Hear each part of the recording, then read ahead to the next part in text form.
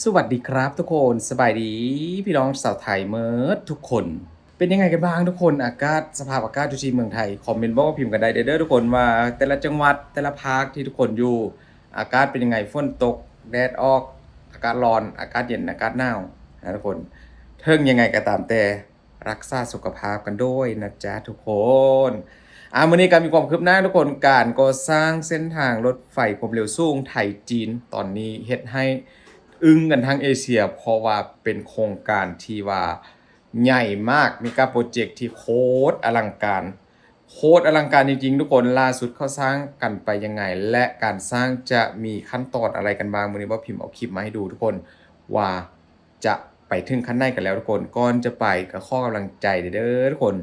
ช่วยกดไลค์กดแชร์ Subscribe กดติดตามในช่องของคุณพิมพ์ด้วยนะทุกคนไปดูคลิปกัน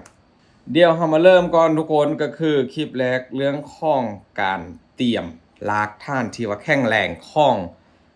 เส้าเส้าของเส้นทางรถไฟความเร็วสูงไทยจีนทุกคน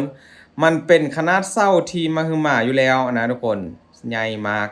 ก่อนจะแล้วแต่ละเส้าแต่ละอย่างไปมันบ่แม่นเรื่องง่ายๆแล้วก็บ่ได้แปลกว่าเป็นหยังจึงต้องใช้เวลายาวนานขนาดนี้ก็เพราะเฮ็ดนี้ทุกคนนี่ คือจุดที่ว่ามีเป็นภูเขานะทุกคนก็มีการเจาะภูเขาแล้วเขาก็จะทำเป็นที่กันดินสไลด์นะทุกคนโดยคอนกรีตแบบนี้เลยนะตรงกลางก็จะเป็นเส้นทางของรถไฟความเร็วสูงวิ่งผ่านนี่ก็เรียกว่าเป็นจุดสูงนะบ่ได้ใช้เป็นเส้าต่อเติมขึ้นมาทุกคน เพราะว่าการก่อสร้างแต่ละทีนี้ก็คือเป็นสิ่งที่ว่าผ่านอุปสรรคมาเยอะมากนะทุกคนหลายคนก็คงจะสงสัยว่าอุ้ยบ่พิมพ์ก็ทำมาเยอะแล้วนะคลิปของรถไฟความเร็วสูงนะกับการก่อสร้างบ่แล้วเสร็จจักเทื่อใช่แล้วครับทุกคนเพราะว่าบ่พิมพ์ไปดูมาแล้วเพราะว่ามันยุ่งยากหลายอย่างนะทุกคนก่อนจะแล้วไปแต่ละจุดแต่ละที่นี่ต้องใช้ระยะเวลาหลายเดือนหลายปีกันเลยนี่การเอาอ่า อุปกรณ์สำคัญขึ้นไปทุกคนก็คือเขนขนาดยักษ์ที่ว่าเป็นสีฟ้าเลยทุกคนเอาไว้ยกแท่งคอนกรีตขึ้นไปประกอบก็คือก่อนจะแล้วก็บ่แม่นว่าใช้เวลาเพียงแค่ชั่วโมง2ชั่วโมงทุกคนมันใช้เวลายาวนานมากกับการเริ่มแต่ละจุดที่ว่ามีการเคลื่อนย้ายไปหลังจากเสร็จจุดเก่าแล้วทุกคนนักวิชาการพร้อมกับผู้เชี่ยวชาญคนงานทุกคนก็ก่อนจะเริ่มงานก็มีการติวงานกันเข้มก่อนนะทุกคนอ่า เดี๋ยวทุกคนก็จะเห็นขั้นตอนของการเจาะลากท่านก่อนจะใส่โครงสร้างเข้าไปทุกคนนี่อันนี้มุมสูงกับจุดนี้ก็อาจจะแล้วไปแล้วนะคน80 กว่า 10%แล้วแหละเพราะว่ายาวเยียดเลยทุกคนใหญ่แหงวิวทิวทัศน์ก็โคตรดีดีไปหมดทุกอย่างทุกคนนี่ก็ทีแรกว่าพิมพ์คิดว่าคนที่มาทำคิดว่าเป็นคนจีนนะทุกคนแต่ว่าดูแล้วไม่ใช่ก็คือคนไทยทั้งหมดเลยแล้วก็ผู้เชี่ยวชาญก็จะมีจีนแด่ที่ว่ามาช่วยดูงานทุกคนนี่วิวทิวทัศน์โคตรงามทุกคนสถานที่แต่ละจุดที่ว่ามีการสร้างไปนี่นะเราพิมพ์ว่าวิวงามแฮงดูกว้างๆทุกคนโอ้โหสวยมากเรามาดูการเจาะเส้าเข้มกันทุกคนที่เขาจะได้ใส่เข้าไปในการทำลากท่านข้องเส้ารถไฟความเร็วสูงแต่ละจุดไปนะทุกคนที่บอกการเจาะแต่ละคมนี้โอ้โหความลึกไม่ต้องพูดถึงทุกคนอันนี้เป็นการใส่รถขุดเจาะเส้าเข้มโดยเฉพาะนะทีแรกคิดว่าเจาะน้ำบาดาลแต่ว่าไม่ใช่นะทุกคน นี่คือการเจาะเอาเกี่ยมเอาโครงสร้างห้องเหล็กเส้นลงไปประกอบแล้วก็จะเทคอนกรีตทับเข้าไปทุกคนเดี๋ยวทุกคนก็จะได้เห็นทีละขั้นตอนไปวันนี้ว่าพิมพ์จัดมาให้ดูแบบละเอียดเลยทุกคนนี่เหล็กเส้นที่มีการขึ้นโครงเรียบร้อยทุกคนใหญ่มากดูจากคนงานเลยเข้าไปอยู่ด้านในได้เลยนะเสาแต่ละต้นทุกคนใหญ่แหงก็มีการประกอบนี่การเอาเสาเหล็กเข้าไปทุกคนที่ยังเป็นโครงเหล็กแบบนี้เข้าใส่รถถึง2 คันนะเอารถเข็นคันนึงแล้วก็รถแบคโฮคันนึงซอยยกเพื่อจะไปลงในลุ่มที่มีการเจาะเมื่อกี้แหละนี่ทุกคนรถเข็น2 คันเลยนี่